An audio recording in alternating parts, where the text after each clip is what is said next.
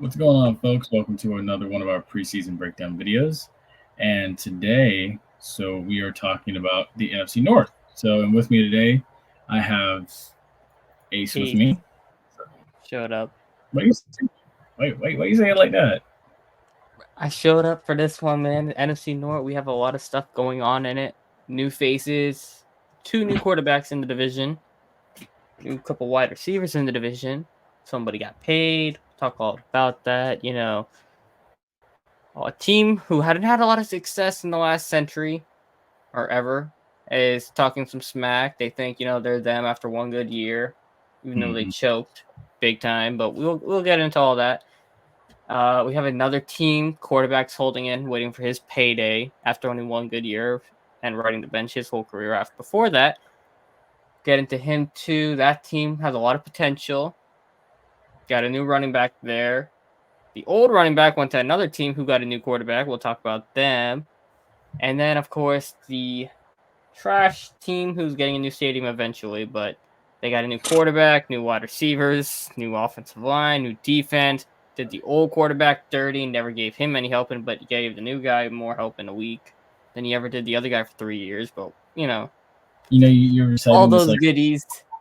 I'm starting this preseason breakdown with shots fired at all four teams, but we're gonna you talk all the sound. good stuff too, so don't worry. Sounds like an episode of The Young and the Restless. Yeah, pretty much. Anyways, all right. So, with that being said, JP, say what we gotta say so we can get the show on the road and talk about the good things. Now that I've already said all the bad things. So let's go ahead and start off with it. So the first team on the list last year, they went 7-10. Actually, they ended up trading up in the draft. Chicago Bears. So right off the bat, they added Keenan Allen, Jalen Johnson, Jonathan Owens. I can't really tell you who they lost because this team's just not good. Justin Fields. That's it. Yeah. They drafted Caleb Williams and Roma Dunze and Austin Booker. So let's go ahead and let's dive into it. Oh, yeah. Are you buying Caleb? Huh. I'm gonna be real. It's gonna be buying based on situation currently, but reality in the back of my mind is gonna be a sell hard stock.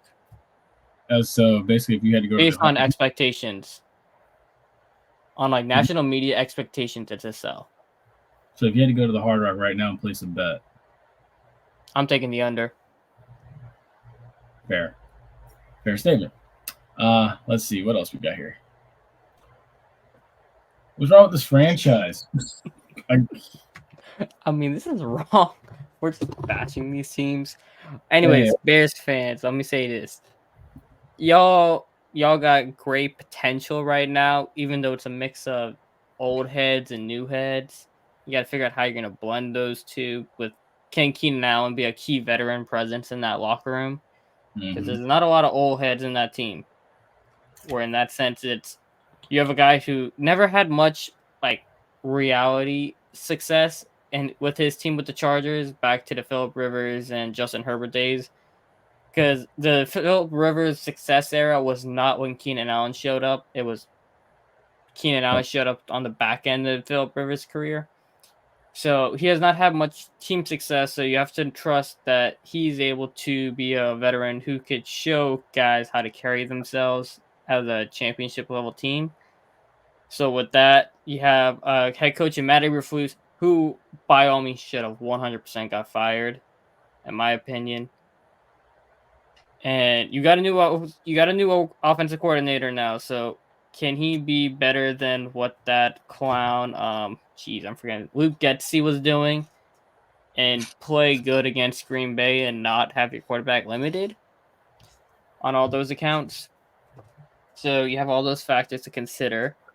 And then with the Bears, their ownership, not the greatest. They're giving them a new stadium, so that should be helpful. You have a franchise face to build around with Caleb Williams. Your running back position, you got DeAndre Swift, who is another addition we didn't mention. Hopefully he can help the running game, but it wasn't like Khalil Herbert and Fields last year was a bad running game. It's just their offensive line was not getting much gaps in the run game. Their pass protection wasn't the greatest either. Now, if you want to blame that on Fields reading the field, I mean, it was DJ Moore or Luke. What's his name now? The tight end. Gosh, I'm forgetting the name. Oh my god, how am I forgetting his name? From Notre Dame. Oh man, my brain's farting. Give me a second. It's collapsed.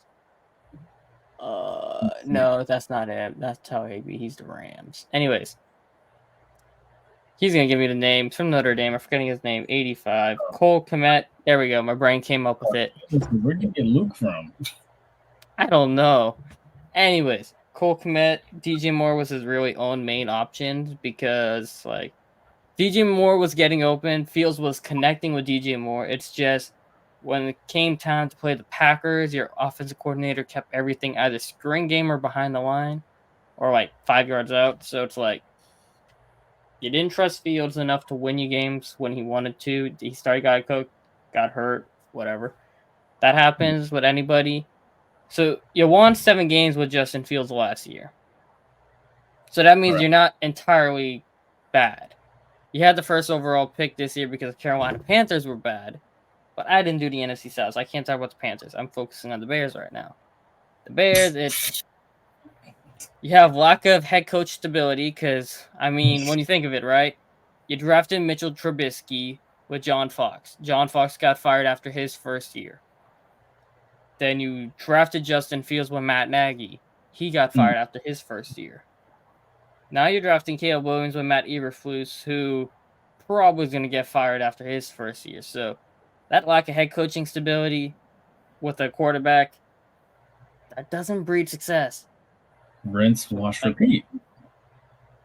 Pretty much, yeah. That's why I'm taking that sell stock on Caleb Williams. It's like you're not giving a guy a fair shot to develop when you already have question marks surrounding the head coach. And while you have weapons for him with Rome Odunze, Keenan Allen, and DJ Moore, it's your offensive line got to hold up. You got to get him proper development to read the pocket. Got to get him the proper accuracy because we already saw in mini camp he like all the balls he's thrown to Keenan Allen or DJ Moore have been underthrown severely. It's like all those things got to play a part in his development. So you need to have proper offense coordinator, quarterback coach, head coach, quarterback. All 4 got to be on the same page in his development, and that will make or break your franchise pretty much. So yeah. Let's fast forward. You're in a you're on a balance right now of a crossroads. You're either going to be good or be bad. And you're like right there at that fork, and you have to make that decision this year. Where do you see him 5 years from now? I see him in a new stadium, but yeah. I mean, it's 2020 going 2024 right now, 2029. 29-30 season. God, this will be so funny if we just look back on this 5 years from now and we're like, damn, we were right. Or we were very wrong. I don't know. But anyways. We just become a dynasty off of this? Yeah, no. Yeah. There we go. That's where we see him. That tells me everything I need to know right there. Now, I'm going to be real with you 5 years from now. The Bears, if Caleb Williams shows, how do I say this properly? So recently, of generational quarterback prospects we've had go number 1 unanimous, basically. I don't consider Joe Burrow to be one of those generational prospects that came out because he was not touted to go number 1 until his final year at LSU.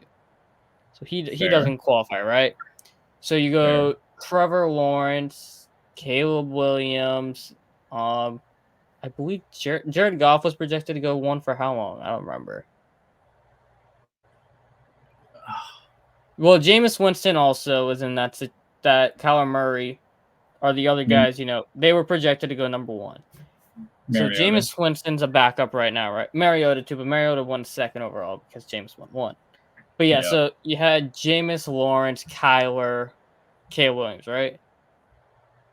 I'm probably forgetting. I don't think Baker was ever supposed to go 1. So I mean, he won the Heisman, but no, I don't think anybody ever really had him dubbed as number 1 to Cleveland. A generational type guy, right? So since Andrew Luck, right? Because the Peyton Manning, Andrew Lucks, those guys who you pegged to go first overall to be your franchise changer, in between that, you had Sam Bradford, Matthew Stafford. Matthew Stafford, for a long time, he was decent, but he was never great to carry a franchise out of the dumps. Mm-hmm. Sam Bradford was a bust, so let's be real. I mean, in between all those, right, you only had Andrew Luck since Peyton Manning to truly, like, boomed and dragged the team back. Because the Colts were bad after Peyton Manning left and went to Denver. And he was that guy, right? Then you look Jameis. Jameis could not save the Bucs. Mariota did not save the Titans. Trevor Lawrence, he got paid a crap ton of money, but he's been mediocre his whole career. Let's be real. They need to do more around him, honestly. But keep going. They're doing it now, but like, you know what I mean? Like, Trevor Lawrence hasn't been able to carry Jacksonville out to greatness, right? Yeah. Joe Burrow has done that, but Joe Burrow is a kind of, how do I say it's an anomaly of prospects. Like, that LSU team was a true anomaly, once in a generation type of team of what happened with them, right? But in between that, Kyler Murray did not save the Arizona Cardinals by himself, and he has yet to do so. Correct. Baker Mayfield did not save the Cleveland Browns. Then again, nobody can save the Cleveland Browns. Hell, CJ Stroud is saving the Texans franchise, and he went number 2 and was never pegged to go number 1. Bryce Young was, I didn't even mention Bryce Young yet, but Bryce Young coming out was always pegged to go number 1 in his draft class. Bryce Young is not saving the Carolina Panthers. So where am I going with this? And this long soliloquy I'm having right now is, I do not think Caleb Williams is saving the Bears. Just based off of historical events that have happened with quarterbacks who've gone number 1 overall. A quarterback himself cannot save a franchise. You need a good head coach with it. And Eberflus is getting kicked. He's getting canned by the end of this year. So you're going to have to restart the cycle. Maybe you get a good head coach in the next 5 years who can make it work. But as of right now, I see same old kind of thing. If anything, I see what Detroit with Matthew Stafford competing wild card spot maybe in 5 years. I can see that. Mm-hmm. But like, Chicago as a franchise, since the 80s, they have not been a team where it's like, okay, we can see them competing for a Super Bowl and actually being dominant. Maybe the Jay Cutler, like early or mid 2000s, I think it was. It was like it was mid 2000s. It was like, yeah, that was like the best the Bears have been. The Matt Forte teams. Not even Devin Hester. Devin Hester, yes, Devin Hester, and then like that era between Matt Forte, Devin Hester, kind of thing. That's like the best the Bears have been, and they've been late, like low seed, mid seed kind of team, not championship caliber teams. Yeah, I mean they made a Super Bowl in what 06?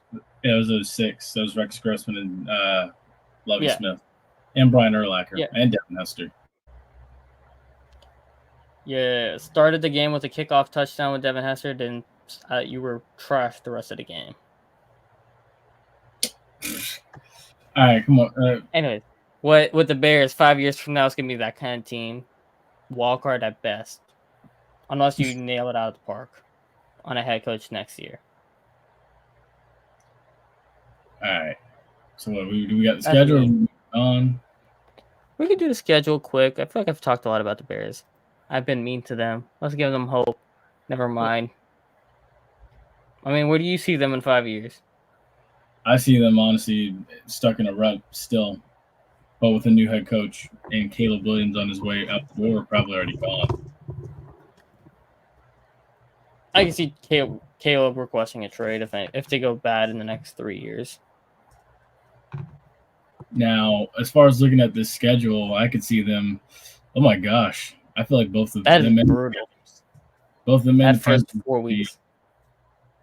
Somebody might win their first game that day when they play the Panthers.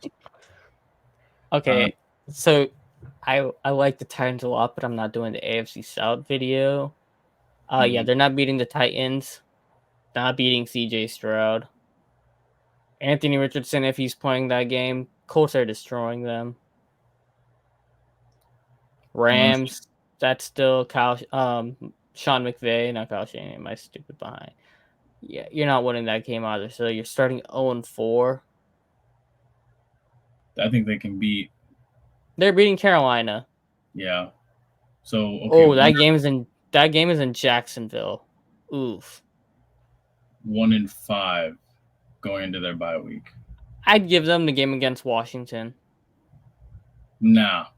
I'm looking at that game in Washington. I assume that's probably gonna be prime time. I don't know what the exact time is on that game. Prime time for what? Well, actually, no. That probably is a 1 o'clock game between number 1 and number 2 overall picks. Honestly, I could see 1-6. I could see Montez Sweat and them on that defensive line. It's not a bad defensive line with Montez Sweat there now, but Montez Sweat revenge game against Washington can play a factor in that. That's why I feel I'll give them a pity win. Dude, honestly, I could see them like 1-9 coming in. They could beat New England. I'll take them against New England. Okay, 1-8 going into New England. I give them Carolina. I can see them 1-8, but I could see them also. Best case scenario, right? I think since the lack of film on him, I could see them maybe beating the Titans. If we're gonna go best case scenario, right? Like if all the cards play out, like Tennessee's front four is nasty though. That's the only issue I have with them playing Tennessee. That is a tough first front four to play against in your first game in the NFL. I love how you're being nicer than me with this. I'm trying to be nice. I feel like I've bashed them all first 16 minutes of this episode, so like I just gotta be a little nice on them.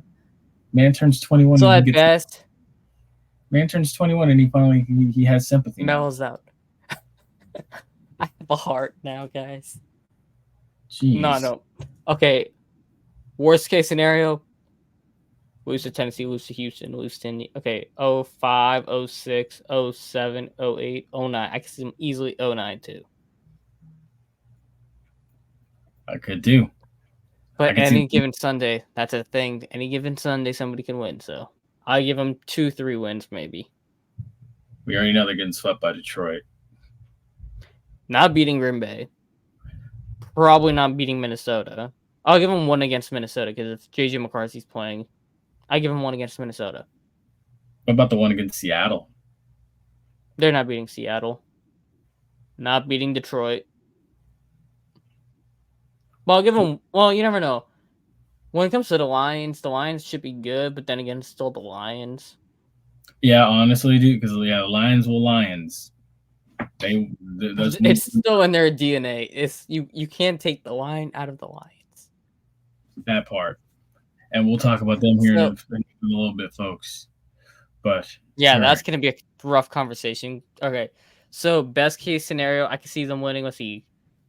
Carolina, New England, 1 against Detroit, 1 against Minnesota. 1 against Minnesota. That's 4. So 1 against Washington. That's 5. So 5-12. They won 7 games last year, so it's not like a terrible team, but this schedule is rough. I could see 5-12. Okay, best case scenario. Okay, worst case scenario. 5-12. Best case scenario, I could see them 7-10 back again. I was gonna say honestly 8-9. 8-9, I can see it too. Okay, the wins they could pull off, they could sneak a win out of is Tennessee, Indianapolis, Carolina, New England. 1 against Green Bay, even though that's not happening, I don't think. Jordan Love killed them last year. Arizona and Seattle, maybe. Yeah, I can see it. And that's your 8 right there. Mm-hmm. I would definitely. Right. So most likely 5 to 6 wins. Best case, I can see them probably 8-9 wins. Sneak it out. Yeah. But I doubt they win that many games in Caleb Williams' first year. I think his second year will be better than his first year. Yeah. They have to get a good head coach next year. And if you know what, I'm not going to go there. Develops? No, I was going to say something else. But oh, yeah, I have a feeling I know what you're going to say. Anyways, moving on to who's up next. The Minnesota. Yes. Last year, this team also went 7-10. They added Brandon Powell, Aaron Jones, Sam Darnold, Jonathan Grenard. They lost Coy Crank and Juwan Williams and Dervin Harper. They drafted J.J. McCarthy, Dallas Turner, which I really like for him to go with Daniil Hunter, Walter Rouse, and Will Reichert, who is their new kicker out of Alabama. So I'm gonna start the same way off that I started with Caleb. You buying it? Yeah, I'll buy it. Just because of Kevin O'Connell. Like, it's okay. How do I say this nicely, right? I didn't buy Caleb Williams mainly because of Matt Eberflus, but I will buy JJ McCarthy because of Kevin O'Connell, if that makes sense. Okay. And I also now if this is mainly dependent on if Jordan Addison can get his head out of his ass and stop making stupid decisions when it comes to being behind a wheel of a car. Okay, let me focus on the first one, and then I'll get onto that, bro. Let me focus on the first one. I was like, geez, it was like you're going from point to point. It's just amazing. I didn't see the point. I actually don't have the points in front of me right now. I'm just going with the flow. All right. So with JJ McCarthy, right? You got the head coach in Kevin O'Connell. You got the number one wide receiver. Your running backs are solid. You have a solid running back in Aaron Jones, who's a good vet. Seen it with Aaron Rodgers, been to the NFC Championship game, knows how to win. He's a good vet. Daniil Hunter has been there with Minnesota in the old era. He's a good vet. Harrison Smith or Andrew Smith? Harrison Smith is still there. Okay. I knew it was one of those white safeties. Yeah, so you still got your old head vet present who knows culture and like how to maintain it for a young quarterback. You have all that. Got your wide receiver 1, Justin Jefferson, best in the game. Your number 2, if he keeps himself on the field and not make dumb decisions off it, Jordan Addison. Correct. You got a number 1 tight end, TJ Hawkinson, who will come back eventually. N'Keal Harry looks promising as a tight end, surprisingly. I don't know why it took him so long to move to tight end, to fill in the absence before TJ Hawkinson comes back from his last year injury. You got a solid defense, hopefully, kind of solid. They brought in Dallas Turner, like you said. Really good pass rusher. I like him a lot. You got Andrew Booth, good corner. Bryson Murphy from Arizona, I believe, is still there from last year. So you got pieces on Minnesota to surround JJ McCarthy as a team and as off the field in the locker room as well as on the field. Like, you put all those pieces together. Like, if JJ McCarthy went like Mosley anywhere else, I would have sold on him. But he has a pedigree with Michigan, with Jim Harbaugh. Yeah. So it's not like he's coming from a bad culture. Got a culture, won a national championship, better situation than what Mac Jones walked into in New England with no weapons, no support whatsoever, and a very archaic system in New England.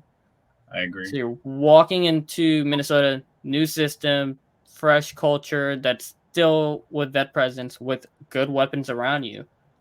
Yeah. And higher likelihood of success. You know, something that works well for J.J. McCarthy is he had Jim Harbaugh in college, so now he's excellent with transition. I was watching an episode of Hard Knocks where Brian Dable asked McCarthy to draw up a play and write the name of the play of what they called it.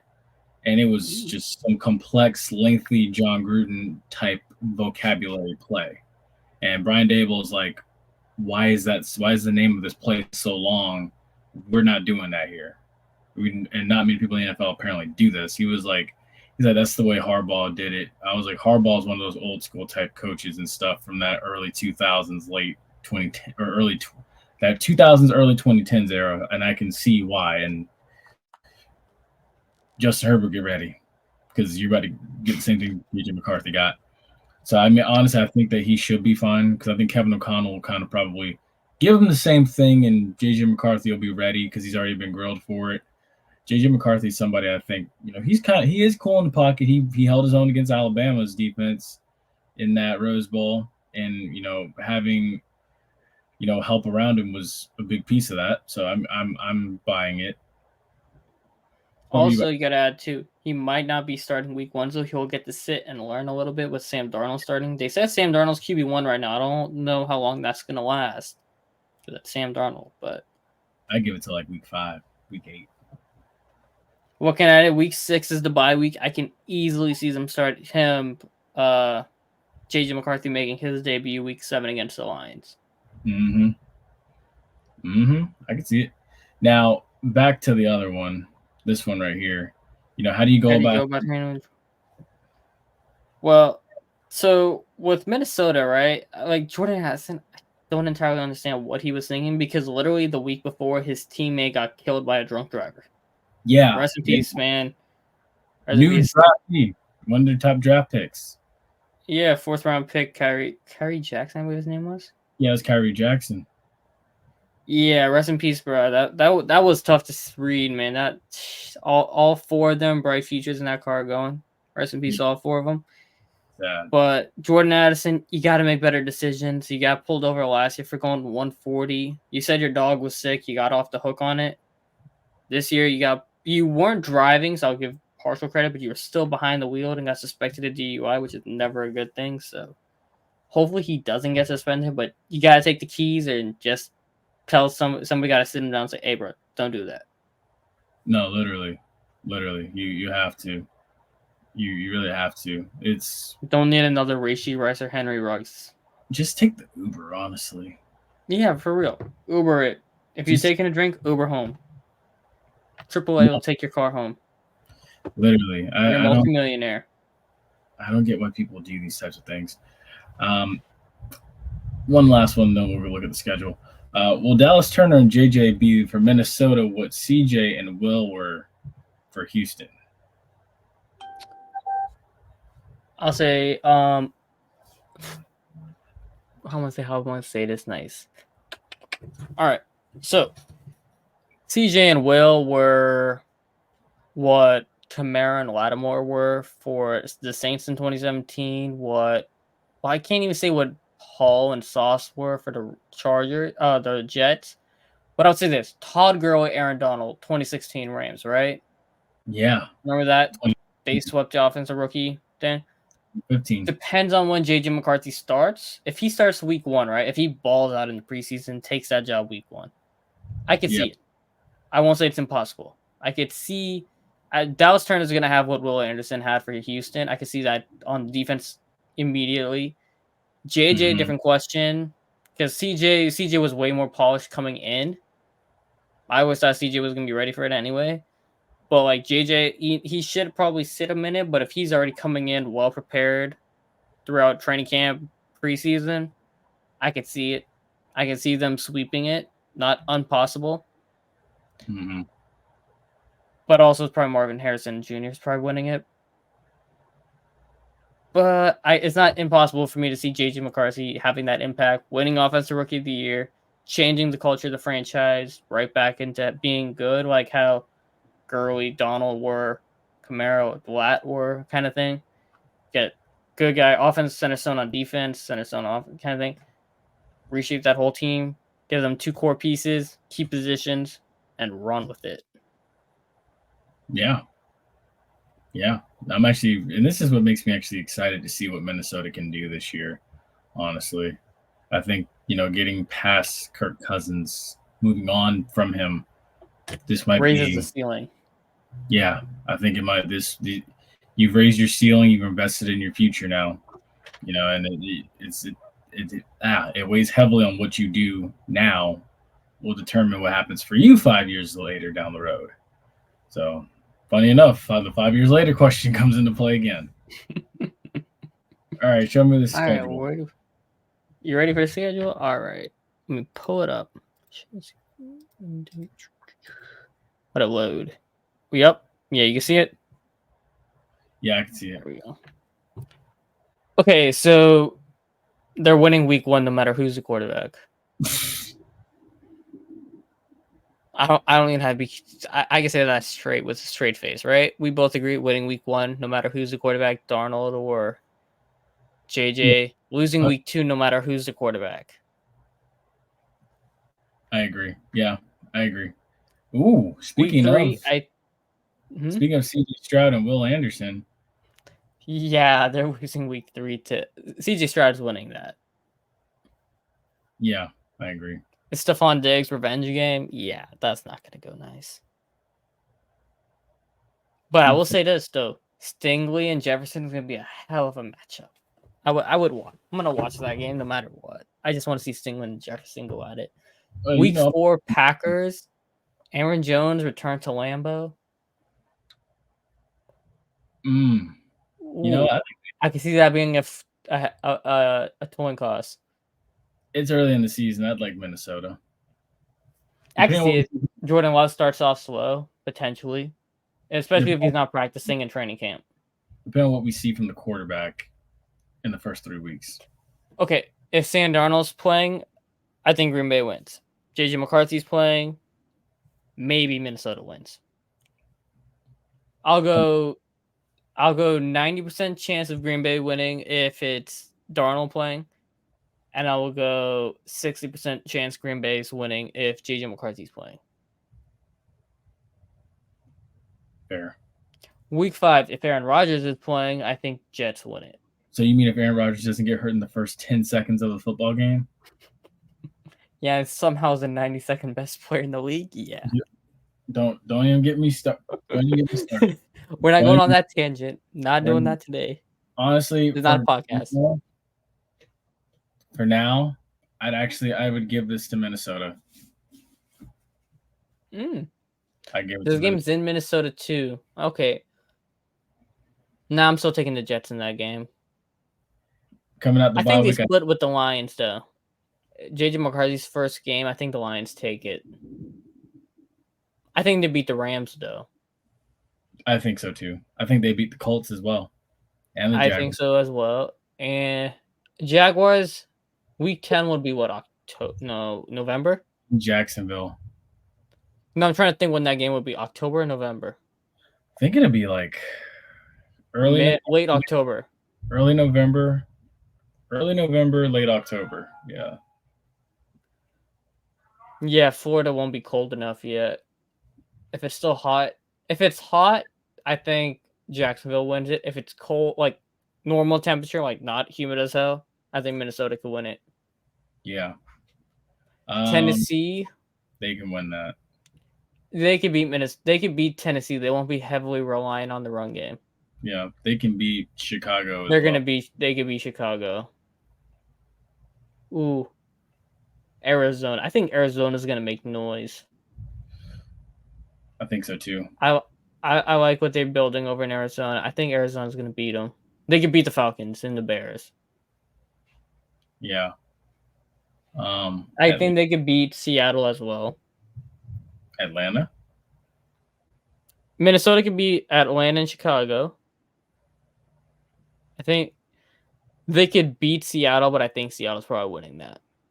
Depends. This one's tough for me. I can't really dub them at a certain amount of wins. They might go 7-10 again. I can see Minnesota being somewhere in the range of 7-10 to 10-7. Yes, honestly, yes. I think that's why I could see them sneaking into the wild card. Yes, actually. I don't think Chicago makes the playoffs. I think Chicago's just outside it at their best this year. But I think Minnesota could sneak into the playoffs with JJ McCarthy as a rookie. Kind of like how Houston snuck in. It comes down to that Week 18 game in Detroit. It won't determine the division, but it will determine if they make it. If that makes sense. I agree. I definitely agree. All right. That was solid. Yeah. And then with that takes us now to the Green Bay Packers, who last year they were at 9-8. They won their divisional round matchup to. Oh wait, no, there it is. Okay, my bad. The bottom ticker. They won their divisional round matchup against the Dallas Cowboys, or wild card round matchup against the Cowboys. Lost their divisional round matchup to the 49ers. But then they added, James Turner, Josh Jacobs, Xavier McKinney. That's, if you've seen Hard Knocks, that's very ironic. The departures, Aaron Jones, David Bakhtiari, Devondre Campbell. That old Packer way is gone. That old Aaron Rodgers Packer way is gone. Jordan Morgan, Edrin Cooper, and Javon Bullard. You know, how much of a leap does Jordan Love need to make this season? The biggest leap Jordan Love can make is inconsistency. I would agree. I think that's the one word that determines the whole Packers season is consistency. Because if you look at Jordan Love, right, those first 6 games he was not good, but those last 10 he balled out of his mind. And that So playoff. for Jordan Love, it's you need to make those 10 games that happened last year happen every game for the whole year. And if that happens, I can see them competing for the division champ title. Yeah. Honestly, it's like you got to, even if you do go down in defeat, fans of the Packers got to know, like, and I knew this for a long time. When you watch the Packers play, you're going to see a team that, like, regardless of whether they had Favre or whether they had Aaron Rodgers, you knew that the Packers were just never out of it. I don't get that feeling right now when I watch Green Bay play, probably because of who is their quarterback now, and I haven't earned his trust yet. But I think something came in on Amazon. Yeah. I don't know. It's pouring here right now. But continue. Yeah, no, I think that he needs to just show that, like, the reliability. I think he's got to win some of those games that, like, you wouldn't have expected Green Bay to win for me to, like, really believe. Or he needs to make some of those games competitive that you see Green Bay going down, but you're not really thinking they're out of it yet. It makes them really interesting at the end. Thinking, like, man, if he'd had more time, something like that. I think that's all he really needs to make a leap for this year, and he needs to press on past the divisional round if he can this year. Or at least win the divisional round. Well, winning the divisional round is something that a whole lot of teams do, so you got to keep that in mind. But for Love, right, he's partially earned my trust already, but then again, it's the Cowboys, so it's kind of like a gimme. But I will say this too: I was impressed with what him and Romeo Doubs did in the playoffs. So for Green Bay, like I said, consistency is their biggest question mark, but also it's the receiving room can Jalen Reed, Christian Watson, Romeo Doubs take that next step, all 3 of them, and make a 3-headed monster. At least Romeo Doubs, Jalen Reed. I'm not too. Christian Watson's health is like a big question mark. Yeah, I know, and I agree. And his hands are as well. So it's like he's more of like a boomer bust. Like you're not considering it, but like, damn, I didn't think all that now. But yeah, no, I agree because I remember he did have a deep ball thrown to him and he did drop it. Went right through. He used to do that a lot. Yeah, when Aaron Rodgers was there, he was dropping those balls like nothing. And it's funny too. You go back to Hard Knocks again with the Jets. What is one thing that God, what's his name? He ended up in Green Bay and he retired. Now he's gonna work for the SEC Network. Oh, Randall Cobb. Yeah, it's one thing Randall Cobb said. He was like, if he doesn't trust you, he ain't throwing you the ball. Gotta earn and like when you watch Christian Watson, like when he catches the ball, he can make things happen. But the problem is staying on the field and catching the ball. Now Jalen Reed looked nice too, but he got hurt in the playoffs, so it's like. But he got to stay healthy. If he stays healthy, Romeo Doubs stay healthy, Jordan Love is consistent, they can make noise. I'm gonna tell you something in regard to him when we get off the air, as far as my now that you've explained that. But as we move forward, what will it take to get back to those old winning ways?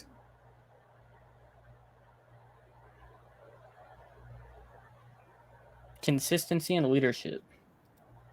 I agree. I think the running game will be better than what it was last year. I would agree with that statement. As long as AJ Dillon doesn't get the ball. Just give the ball to Josh Jacobs. Don't even think of giving it to AJ Dillon. As it stands right now, I mean, pretty much, I guess you could say Josh Jacobs might be the leader in the clubhouse to get carries. I think short yardage, then you might have to go to AJ. Carries. I think that's one of the few teams where it could be a designated a bell cow running back. Workhorse. Yeah, workhorse. Yeah, basically, if like there's one in advance you want to keep your eye on, it feels like that there's no chance of a committee. Hopefully, it would be Green Bay with Josh Jacobs. Because like AJ Dillon was terrible last year. I don't see Green Bay going to the committee. They never usually do. Well, last year they did with Jones and Dillon, which was annoying as hell. Like the last 2 years, Aaron Rodgers the last year and Jordan Love's first year, they tried forcing AJ Dillon to become Derrick Henry, and it just never happened. He was not good. I feel that. Will the new Packers be able to carry the slack? Because right now that old guard is gone officially. That old and the way they did things is gone. So now you have a new era of player in there, and you have to try to make a push for a Super Bowl with it. So will it work long term? Will it crash? I think it will work. I'm positive. Like, I'm not positive, but like I would say I'm more than confident. Like solid confidence in it of it working. I think like in the next when you bring it up, I think I'll explain more when you bring up the next question. Oh, that was the last one. Oh, so we're not doing what we see them being in the next 5 years, or is this the equivalent of that question? I mean, I guess this is the equivalent of that question. It's kind of crazy. Okay, for the next 5 years, okay, I'll go probably next 10 years. I can see Green Bay winning a Super Bowl. Ooh, okay. I think Love would be he can win a Super Bowl. It's just I don't think he'd win multiple. Okay.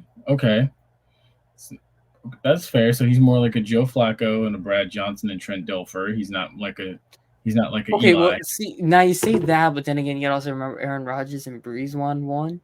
Oh yeah. Okay. Because when you look at the quarterbacks in the NFC, right, there isn't much high upside guys. Currently, like they brought in Caleb Williams, Michael Penix, and Jaden Daniels into the conference. Yeah. But overall, that conference and JJ McCarthy was like, there's not a whole lot of high end guys. Right now, the AFC runs the whole league in terms of quarterback play. Yeah. Now, I would say Love has a higher chance of winning a Super Bowl than Jalen Hurts right now. Fair statement. That's a fair statement. Oh, right, man. ready for the schedule? And then we can move on. Yeah, let's do it. All right, let me pull it up. You can see it? Yes, I can. Ooh, all right, cool. Interesting. That's in Brazil. Let's just talk about how dumb this was to put this in Brazil. No, how genius it was. The push tush, and the capital of BBLs. The push capital. I wasn't even thinking about that. I was thinking about like the whole thing. They were like, oh, gang activity regarding both teams. Oh, I wasn't even thinking about that. You thought about that. I didn't even think about that. I'm like, why would you put two teams that wear green in a city that? It's Brazil's colors. They didn't stop to think, though. No. They didn't stop. Anyways, all right, okay. I could see them winning in against Philadelphia week 1. Okay, that's maybe. I believe. Okay, so the question is the ones in green home or the ones in yellow away? So the one in yellow is the one in white or one in green? The one in yellow is definitely a Brazil game. I don't know if they're the designated. The ones in green are home games. You know how I know? Because I know New Orleans has to go to Lambeau in the cold. So I know green is home and white is a road game. So you get Houston at home, Miami at home. And that's week 13. I think they split one of those two. I don't think they win both. You got to go down. It's horizontal. It's not transverse. Oh, crap. Bro, why are they making this complicated? Never mind. Thank you. All right. I think they start 3-0, potentially 4-0. Ooh. Want to go for 6-0? Nah. I don't think they start 6-0. They'll start probably 5-1. 4-2. Somewhere in those first 6 games, they're gonna either win 4 or win 5. I don't think they win all 6. Okay. That's fair. Week 7 at home, Houston's there. Okay, so they're gonna lose to Houston, beat Jacksonville. As expected. I think they split with Detroit. Okay. They're sweeping Chicago. I would agree. They're losing to San Cold Francisco. game, Brock Purdy in Lambeau. Still got to stop Christian McCaffrey. That is true, but I think Green Bay could sneak it. But I think most likely San Francisco wins it. Is that on Thanksgiving? No, the next week is Thanksgiving. That's Sunday. Yeah. Dolphins is Thanksgiving. Ooh. Okay. Or is that the week after Thanksgiving? I have no idea what day Thanksgiving is. That's Thursday. That's a Thursday game, 7:20. That's the late night game on Thanksgiving. Yeah, Thursday, December 5th. So they have back-to-back Thursday games. In Detroit. Yeah, so I think they win the one at home, lose the one in Detroit. Okay. How about against Seattle? Beating Seattle, beating New Orleans. Dang, you got to do that to your Saints, bro. Derek Carr's not winning a cold game in Lambeau Field. Come on now. Especially at night. Monday night, prime time. Yeah, the Saints are losing that game. Okay, fair. All right, and then that Vikings game, and then they're sweeping the Bears. Okay. Vikings week 17. Couple days. Is that a couple days before Chris or after Christmas? It's a short week. I'll say they lose that game to Minnesota. So they split Minnesota, split Detroit. So that's 2 losses. So they lose. I think they lose the one in Minnesota. They win the one at Lambeau. Okay. And they're splitting with Detroit. I think they lose to the Cardinals. Okay, so that's 4? Yeah, I can see. And San Francisco. You include San Francisco? Yeah, 5. Okay, I can see them being 12-5. 13-4. Ooh. That's about right. Okay. And with that, now, remember that 13 wins. That's going to take us now to the division champs, the defending division champs, the Detroit Lions, who last year came up basically one choke job away from going to the Super Bowl against the San Francisco 49ers. Added Carlton Davis, Donovan Peoples-Jones, Marcus Davenport, who comes over from New Orleans. He's already hurt. Why you do that? They added they lost Chauncey Gardner-Johnson, who goes back to Philly. They lost Cam Sutton, who honestly, in my opinion, probably shouldn't even That's be an playing. addition. Addition by subtraction, you're right. Both of those addition by subtraction. Damn, what you got to get? Chauncey, it might not be for Chauncey, but definitely for Cortland, for whatever his name is, Sutton. It's Cam Sutton, not Cortland Sutton. Cortland Sutton's on the Broncos. Cam Sutton, addition by subtraction. Okay, fair. They drafted Terrion Arnold, Mekhi Wingo. That's addition. Big addition. Which one, Mekhi Wingo or Terrion Arnold? Arnold, big addition. I was gonna say if Chad was here, he'd tell us all about how that's a huge addition. Big addition. That's all I gotta say on Terrion Arnold. Moving on. All right, let me ask you this now. Super Bowl. All right, Dan Campbell. I know you got a massive sack, but you got to bring it in a little bit. Stick it in some cold water, let it shrink a little bit. You need it. You need to dial it back a 0.5 millimeter. Jesus. My God. Oh my God. Oh my God. I'm sorry. You don't need to do no more. Bring it in a little bit. I didn't even freeze, but dang. That got led to the next question right there. All right. How much less does Dan Campbell need to do? Dan Campbell, you go at 125, bring it down to about 110. I'd agree because honestly, I was actually having this conversation with somebody Trying to do too much. Sometimes less is more. That's all I gotta say. I agree because honestly, I looked at it and I was like, dude, Buddy's like taking some risky play. But I will say this. I don't want to completely say he was wrong for what he was doing, right? And the NFC Championship game. Mm-hmm.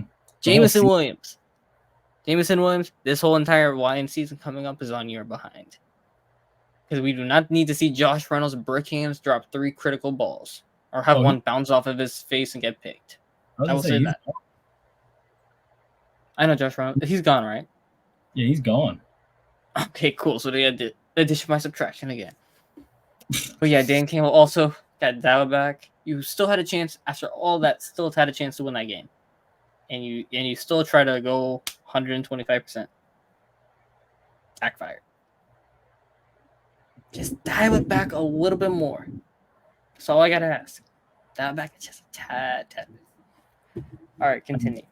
I would agree. I'm just like I think he's excellent as a coach, but honestly, again, I feel like eventually, and I'm not saying like this year or next year or the year after that, but I'm just thinking like eventually when the rest of the league does catch up to his aggressiveness, because he's a very aggressive game caller.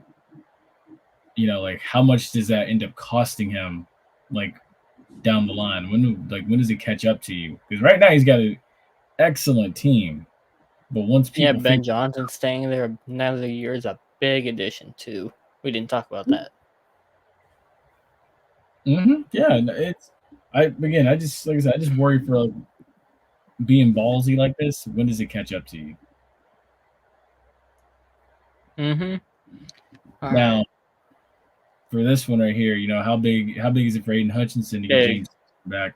Yeah, no, I agree. No, he needs to get some help on the other side of him so he doesn't get as much. He's going to get the focus, obviously, because he's a big-time player. But having another guy on the other side is so beneficial for guys like him. I agree. Because honestly, I for one was also kind of like, I was thinking to myself, I'm like, man, like imagine what Detroit defensively would be if they, on this entire run, if they'd had James Houston. Mm-hmm. Because I'm like, they're playing wounded right now. I'm like, if they were full strength defensively with someone to take the pressure off of Aiden Hutchinson, that would be even scarier. Mm-hmm. You have no choice but to basically test your luck up the middle because you're not going outside. Nope. All right, bring the schedule out. All right. Week 1, Rams. I believe that game. Game in Denver or Detroit. That's how we'll determine it. Right out the gate, I like it with the Stafford Goff matchup. Right back up again. I think Detroit wins first 2 games. Is that Sunday night, September 8th? Yeah, that's Sunday night. Okay. Is that at home? Right off the bat? Yeah. Okay, is it Tampa game? Yeah, the Bucs have to go to Detroit, right? Yeah, because the Lions are starting 2-0. Yeah, starting 2-0, potentially 4-0. Yeah. Arizona might give them a shocker though. I'd say Arizona gives them a shocker 2-1, 3-1. Going into the early bye. That's also going to hurt them too. I hate that. Hopefully they're training mentally to be ready for that early bye week. That's a long way. Okay. They're beating Dallas and beating Minnesota. Beating Tennessee. I already said they're splitting with Green Bay, so 1 loss. One loss there, so that's 2 losses so far, maybe 3. No, 2 losses for sure right now. Ooh, that Houston game is gonna be fun. That needs to get flexed. Prime time. That's a prime time game. Is it Thursday? Prime time in Houston. Or is it Sunday night? Sunday probably. Because November 3rd. Wait. Yeah, that's probably prime time. Yeah, that's Sunday. Sunday night football. In Houston. I wouldn't give Houston it. So that's what. That's 3 losses. Okay. Okay, they're winning the next 3, 4, 5, 6 games. Winning the next 6. Ooh, that might be for a playoff position. That Might could be be for the first seed. that could be the difference between a 1 and a 2 seed. That game's in San Francisco though, so I had to give it to San Francisco probably. Okay, so what, 4? So that's what, 13 4 and 4? games. 13 and 4. Maybe. Yeah, 13 and 4. I could see them if Minnesota wins this last game at home. I could see it being Green Bay winning the division. But I think most likely, Detroit goes 13 and 4, 12 and 3. 13 and 4, 12 and 5. Wait, not 12 and 5. If it's 13 and 4, then 14 and 2. Or wait, 14 and 3. I keep forgetting there's 17 games. Anyways, yeah. 14 and 3, 13 and 4, 1 and 2. Most likely winning the division. Fair statement. That's fair. I can get behind it. So I guess we're both going our predicted order. Finish Lions, Packers, Vikings, Bears. Vikings, and then Bears. So basically what it was last year. Only the numbers unintentionally. The records overall change, but more or less, yeah. Fair statement. I can get behind that. I could definitely see that. I'm trying to think of any other games the Lions potentially could lose. I mean, well, if they go in with their head up there, you know what? They could get beat by both LA and Tampa. That is true. I could see it. But I think that they will come if they don't come in prepared, but I think they come in prepared. I agree. Arizona, I have Arizona winning because I think Arizona's defense is going to be legit still because I really like that team. And I think with Kyler and Marvin Harrison, that's going to be a deadly combo. You had them splitting with Minnesota? I think they could sweep them, but potentially if Minnesota becomes like a buzzsaw toward the end of the season, I think NFC North has 3 teams in the playoffs. Mm-hmm. I mean, I could see best case scenario for JJ McCarthy. He gets them one way or another. Maybe. Yeah, I think JJ McCarthy comes in like if he has like that Stroud Anderson thing like we talked about earlier, I could see it being Minnesota comes in and sneaks one out. I agree. And Detroit got caught. Yeah. It's not a bad set we got here. Really not. So yeah, because generally one division gets 3 teams in the playoffs, and I don't think it's going to be the NFC East, and it's definitely not going to be the NFC South. NFC West, I could see them getting 3, but most likely I don't. I could see. I think Arizona takes the Rams spot, if anything, in the playoffs, and I don't think Seattle makes it with Geno Smith again.